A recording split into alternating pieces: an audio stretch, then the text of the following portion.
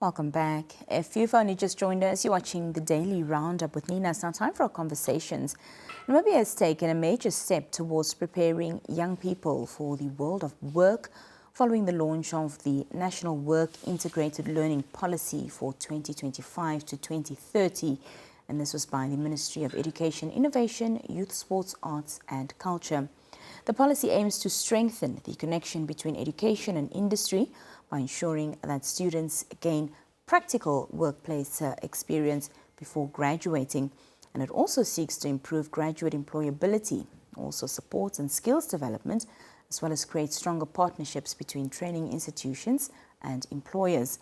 Joining us now in studio is Mrs. Dalia Mwiya, Director of TVET at the Ministry of Education, Innovation, Youth, Sports, Arts and Culture, to unpack what this policy means for students, graduates, institutions, and the future workforce of Namibia. Madam Mwiya, good evening. Thank you so much for joining us. Good evening, and thank you for having me. Well, for some of our viewers who might be hearing about, this policy for the first time, tell us exactly what this policy is. Of course, I just highlighted very briefly, and also why it was necessary for Namibia. Yes, the policy itself, it's called Work Integrated Learning Policy. And if you unpack the words themselves, it tells you that this is a policy which is advocating for work and learning combined together. So what the policy means really, it's here to establish the framework of how to implement workplace training. So it's guiding the employers who need to participate in training. It's also guiding the training institutions, both TVET and higher education institutions. And it's also guiding the students themselves who need to get such opportunities. So when they are given opportunities to go for workplace exposure. Yes. So this policy really sets the framework, it sets the standards that need to be followed by all key players who are involved in workplace training. Yeah. This sounds really incredible, but I'm sure, of course, the task in implementing this must be daunting. So how will the ministry be working with industries and employers to make this a reality in ensuring that every student gains workplace experience before they graduate? Yeah, I think this is quite exciting for us as a ministry, and of course also for a number of training institutions and companies who have interest in training.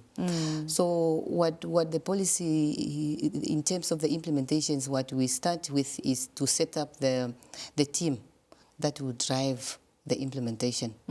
And this is already highlighted in the implementation plan, because when we developed the policy, we also developed it with the implementation plan. Okay. And that implementation plan, it kind of identify specific key players who will be supporting the ministries in ensuring that at least this policy is widely distributed first, and it's also well understood, and it's also implemented especially by the key players who are the employers. The employers is any business or any government ministries that employ staff members. It's part of the implementation of these policies. And then also the training institutions. If you are a training institutions who is registered or accredited to operate in Namibia, this policy also applies to you. And also the students themselves, as I said, if all the students who are part of the training, and it also goes beyond the students who have completed their studies, but perhaps they need to have some workplace exposures for them to get to be registered with their sectoral bodies, for example, or perhaps they just need some work experience attached to their qualifications in order to be recognized in the sectors where they are going to operate. Yeah. Just to stress the points on the key players that you just mentioned and unpack a little bit further there for us, the role that they will be playing in successfully implementing this policy. Of course, the ministry is the custodian of the policy ourselves, And our role is really to make sure that the policy is understood and it's received by all the players who need to implement it. And then in the TVET space, we are having our regulator, the Namibia Training Authorities. So this is really the body which is going to spearhead the implementation, especially in the TVET space. In the current space, even before we have the policy, the work integrated learning programs have been going on already. And the difference which is this policy bringing is really to say we are now standardizing the processes and we are setting the framework at the national level. But with the NTA, for example, they are already running the program of apprenticeships, where they are providing the incentives to the apprentices when they participate in the programs. And they also support the companies with incentivizing the trainees who have gone through the job placement. And the companies can claim that through the levy, when they claim back through the levy, so they also benefit from that process. And we have the training institutions themselves. These are the people who are the institutions which are providing the theoretical training. Because the work integrated learning bring both theory and practice together. And theory will still be provided by the training institutions. Whether it's a TVET or a university, all the training institutions, their responsibility remains to provide theoretical training. And then we have the industries, who are then responsible for providing the work experience, the practical part of it. So that comes from the industries. And maybe I also want to stress the role of the Office of the Prime Minister.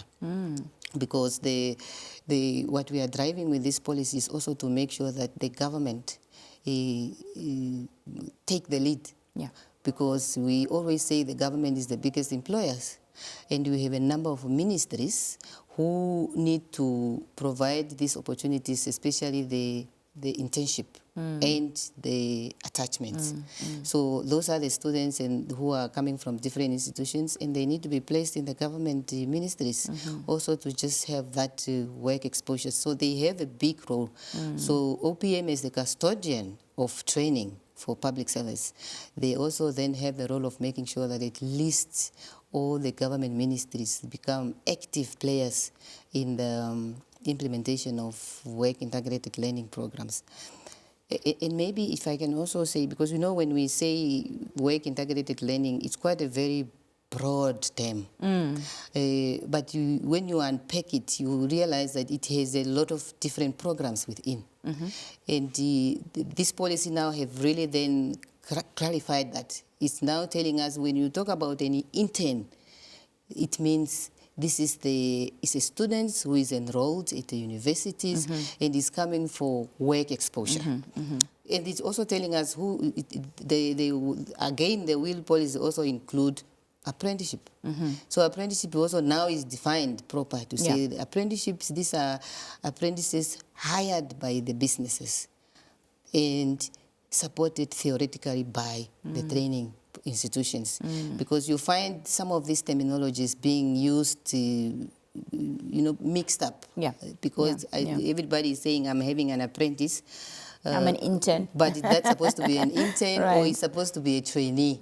So those terminologies are also now cleared in these policies for just to create that common understanding among the employers, the training institutions, and even the students themselves. So when they are knocking on the door of the companies, they know exactly what am I looking for. I want to ask Madam Mwiya about the students, in the rural areas and a part of smaller institutions, if the ministry will also ensure that they have fair access to these internships, attachments and workplace opportunities as well. Yes, this policy will really try to be quite inclusive. And I think this is also the call of our Honorable Minister. She's advocating really to say we need to make sure that we reach out to the masses.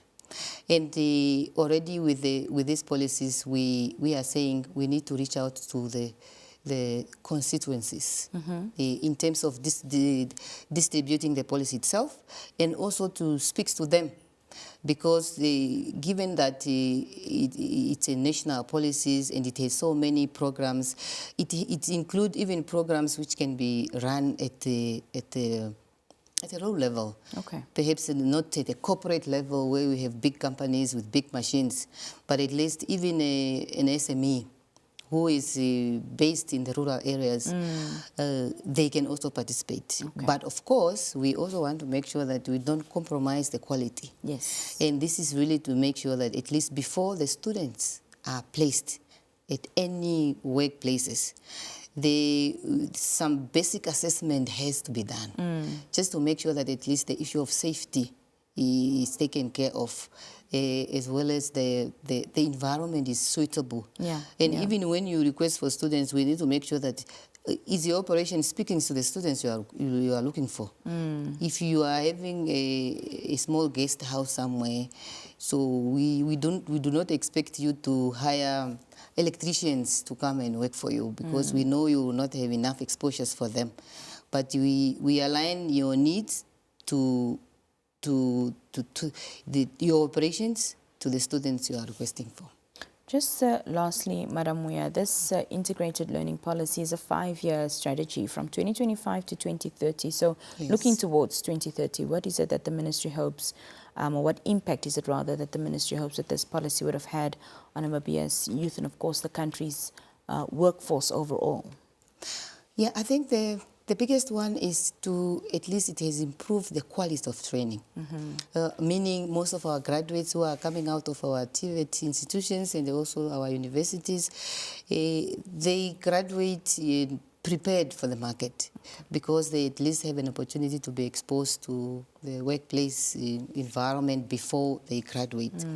And we are also expecting to see a number of companies opening up their doors to provide such opportunities. And as I said, even our ministries.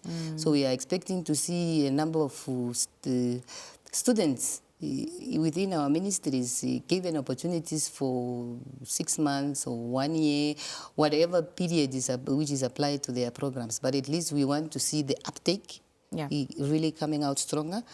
And we also want to see the employers or the industries driving the process of training.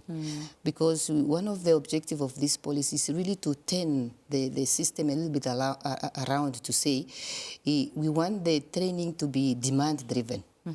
So because you cannot, if I'm a company, you cannot give me students who I don't need, who don't speak to what my business do. Right. So meaning we as the Ministry of Education and our training institutions really need to start adjusting our program to make sure that they speak to what the industry needs. Because if we are not, we run a risk of not having places for our students when they graduate. At the end of the day. Yeah.